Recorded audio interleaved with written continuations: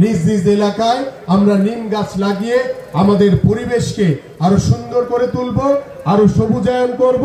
ইনশাআল্লাহ আমাদের মাননীয় ভারপ্রাপ্ত চেয়ারম্যানের যে স্বপ্ন দেখেছেন, বাংলাদেশকে নিয়ে যে পরিকল্পনা করেছেন, আমরা সকলকে সাথে নিয়ে, দেশের সাধারণ মানুষকে সাথে নিয়ে একটি মানবিক বাংলাদেশ গড়ব। সবাইকে ধন্যবাদ। দেশের সাধারণ মানুষকে নিয়ে আন্দোলন করেছে একটি অবাধ সুষ্ঠু নির্বাচনের জন্য, এদেশের জনগণের গণতন্ত্র প্রতিষ্ঠার জন্য, এদেশের জনগণের ভোটের অধিকার নিশ্চিত করার জন্য, এদেশের সাধারণ মানুষের অধিকার এবং দাবি প্রতিষ্ঠার জন্য। আমরা 5ই আগস্টের পরে এই অন্তর্বর্তীকালীন সরকারের কাছে আমরা সকলেই সমর্থন দিয়েছি, এদেশের সাধারণ মানুষ তাদেরকে সমর্থন দিয়েছে। কিন্তু এই অন্তর্বর্তীকালীন সরকারের কাছে আমরা আহ্বান করেছি বারংবার যে দ্রুত সময়ের ভিতরে আপনারা নির্বাচন দেন। সেই নির্বাচনকে কেন্দ্র করে আমরা দেখেছি কতিপয় কিছু দুই একজন উপদেষ্টা, ওই যে স্বৈরাচারের রেখে যাওয়া প্রেতাত্মারা, দোসররা, ওই গণমাধ্যমে বসে থাকা এখনো সেই দোসররা যারা রয়েছেন, তারা বিভিন্ন ভাবে ষড়যন্ত্র করে চলছিলেন। তারা সেই ষড়যন্ত্রের কিছুটা অবসান ঘটিয়ে যখন আমাদের মাননীয় ভারপ্রাপ্ত চেয়ারম্যান জনাব তারেক রহমান, আমাদের এই অন্তর্বর্তীকালীন সরকারের প্রধান উপদেষ্টা ডক্টর মোহাম্মদ ইউনূস যখন আমাদের আলোচনায় বসলেন, সেই আলোচনার ফলপ্রসূ ফল হিসেবে আমরা যখন নিশ্চিত হলাম যে আগামী ফেব্রুয়ারিতে একটি অবাধ সুষ্ঠু নিরপেক্ষ নির্বাচন হবে, সেই নির্বাচনকে কেন্দ্র করে নতুন একটি দলের মন খারাপ হয়েছে। আবার ইসলামিক দল বলে যে এখন এই দেশের পরিস্থিতিতে কিসের নির্বাচন। ওই ইসলামিক দল সকালে একটা বলে, বিকালে আর একটা বলে। তাদের নিজের কথারই কোনো স্থিরতা নাই তাদের। আবার ওই যে নতুন দল, তারা বলে যে এখন পর্যন্ত কোনো সংস্কার হয় নাই, এখন পর্যন্ত কোনো বিচার হয় নাই। আমরা ওই সংস্কারের পক্ষে রয়েছি, আমরা সেই বিচারের পক্ষে রয়েছি। কিন্তু তাদের ভয় যে বাংলাদেশের সবচেয়ে জনপ্রিয় দল হচ্ছে বিএনপি। আগামী নির্বাচনে ফেব্রুয়ারিতে যে নির্বাচন অনুষ্ঠিত হবে, সে নির্বাচনে অংশগ্রহণ করার মাধ্যমে এদেশের জনগণের ভোটে নির্বাচিত হয়ে সরকার গঠন করবে। কিন্তু তারা ভয় পেয়েছে, নতুন এক পদ্ধতি এনেছে, পিআর পদ্ধতি।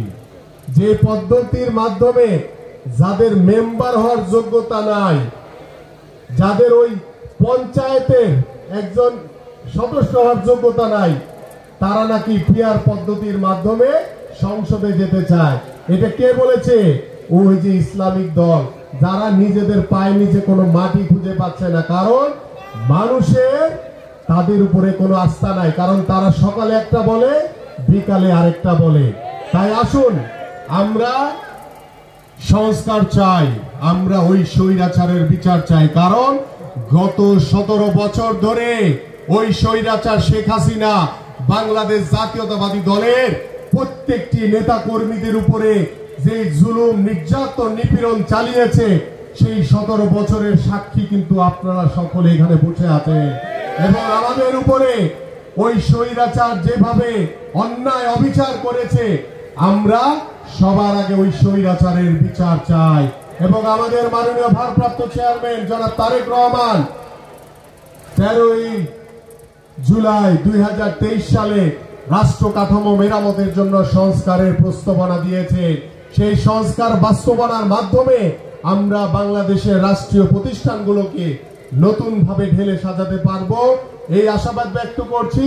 পাশাপাশি আপনাদের কাছে আহ্বান করব, আপনারা সকলে ঐক্যবদ্ধ থাকবেন, সতর্ক থাকবেন, কারণ ওই স্বৈরাচারের দোসররা এখন পর্যন্ত আমাদের বিভিন্ন জায়গায় ষড়যন্ত্র করে আমাদের এই নির্বাচনকে পিছিয়ে দেওয়ার জন্য অপচেষ্টা করে যাচ্ছে। কারণ তারা জানে তাদের কোনো জনমত নাই, এদেশের জনগণ তাদেরকে পছন্দ করে না। এবং নতুন কিছু দল, কিছু ইসলামিক দল, তারা ওই ষড়যন্ত্রের সাথে যুক্ত হয়েছে। সেই ষড়যন্ত্রের মাধ্যমে তারা নির্বাচনকে পিছিয়ে দেওয়ার চেষ্টা করছে। বাট আমরা দৃঢ়ভাবে সকল ষড়যন্ত্র মোকাবেলা করে ইনশাআল্লাহ আগামী ফেব্রুয়ারিতে বাংলাদেশের মাটিতে একটি অবাধ সুষ্ঠু নির্বাচন হবে এবং সেই নির্বাচনের মাধ্যমে বাংলাদেশে জনগণের সরকার প্রতিষ্ঠা হবে এবং সেই জনগণের সরকারের নেতৃত্ব দিবেন আমাদের মাননীয় ভারপ্রাপ্ত চেয়ারম্যান জনাব তারেক রহমান। আমি আশাবাদ ব্যক্ত করছি আজকের এই বৃক্ষরোপণ কর্মসূচির মাধ্যমে আমরা প্রত্যেকটি বাসার সামনে নিজ নিজ এলাকায় আমরা নিম গাছ লাগিয়ে আমাদের পরিবেশকে আরো সুন্দর করে তুলব, আরো সবুজায়ন করব। ইনশাআল্লাহ আমাদের মাননীয় ভারপ্রাপ্ত চেয়ারম্যানের যে স্বপ্ন দেখেছেন, বাংলাদেশকে নিয়ে যে পরিকল্পনা করেছেন, আমরা সকলকে সাথে নিয়ে দেশের সাধারণ মানুষকে সাথে নিয়ে একটি মানবিক বাংলাদেশ গড়ব। সবাইকে ধন্যবাদ।